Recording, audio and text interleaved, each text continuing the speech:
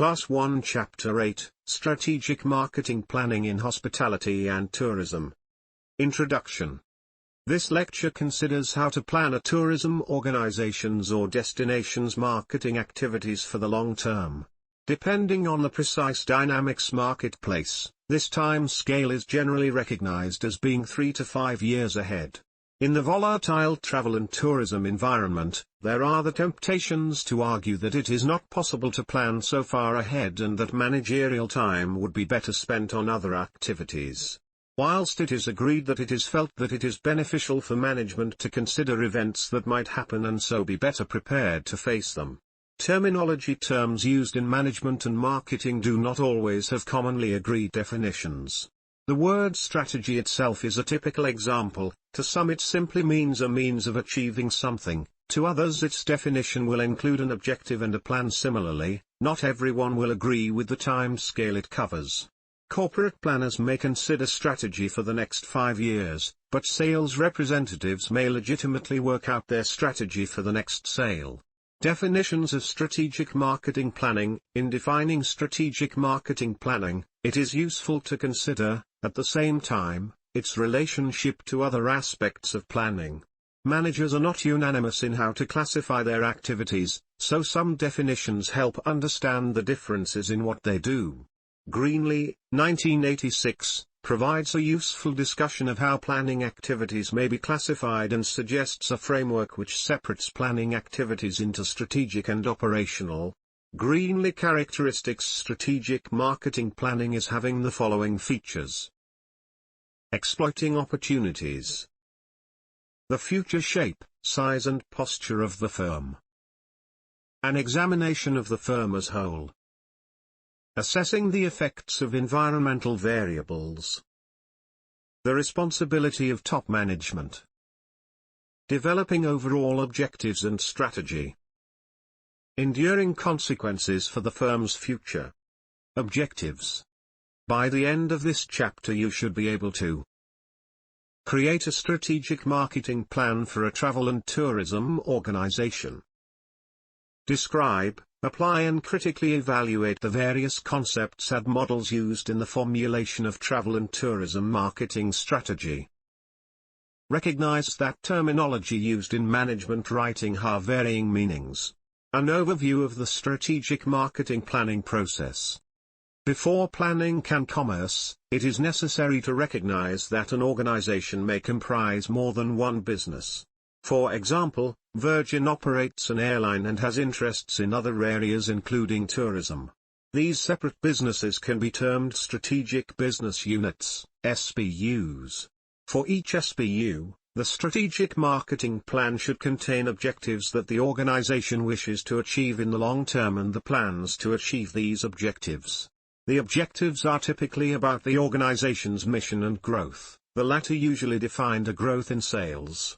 Objectives should only be formulated after the process of analyzing the organization's internal capabilities and its external environment. This process may be termed a corporate audit. The plans at this level should be less detailed than the operational plan, which typically deals with issues up to 1 year ahead. In creating strategic plans, management may be guided by a variety of models and techniques, such as the product life cycle and portfolio planning. However, in using these aids, decision-makers must be aware of the limitations of them. Managerial judgments should be supplemented by, rather than replaced with, theory. Managers should also recognize that planning in itself may create problems for individuals in the organization. Many employees will not find it easy, some may be threatened by the process. Plans that are imposed from the top down in particular, may cause more problem than they solve. The involvement of a wide range of people in the planning process is generally thought to be beneficial, but may require the organization to develop planning skills in its staff. The strategic marketing planning process for an individual SBU, as mentioned, entails a corporate audit which starts by first setting strategic objectives, then consideration of alternative strategies, formulation of strategic plans, implementation of strategic plans and lastly, evaluation of performance versus objectives. Criticisms of the planning process. Whilst this text adopts this and other logical frameworks for planning, it should be noted that there is much interesting work which both supplements and criticizes this approach. Mintzberg et al. 1995, suggest that, far from being a rational, periodic process, planning is more characterized by smaller incremental decisions and that strategy emerges from decision taken, rather than decisions being taken to meet overall strategic objectives. They also provide useful insight into the politics and culture of strategic thinking. Identifying strategic business units. The strategic marketing planning process can be made simpler by considering organizations as collections of SBUs. An SBU has been described as having three characteristics. It is a single business or collection of related businesses that can be planned separately. It has its own set of competitors. It has a manager who is responsible for strategic planning and for profit performance and who controls most of the factors affecting profit. This may help managers recognize that even a small business is not necessarily a homogeneous one, and within an organization several businesses may exist, all of which could need strategic marketing planning.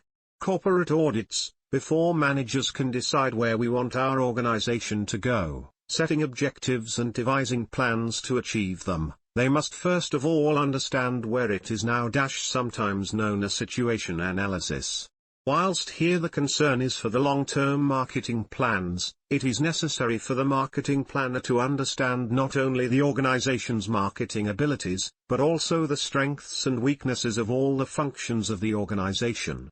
Many non-marketing aspects of the organization can have a dramatic effect on its marketing strategies. The corporate audit is the process by which an organization's abilities and its external environment may be analyzed. The internal analysis. It is necessary to consider the internal resource of the organization in their entirety. This allows the strategist to analyze the contribution which all functions within the organization currently make to its marketing ability, and also to consider what might be possible in the future. For instance, a relatively cash-rich organization might wish to consider price discounting as a means of selling.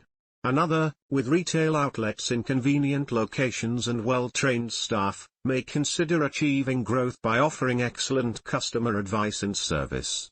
The outcome of this internal analysis should be recognizing the business strengths and weaknesses in comparison with those of its competitor.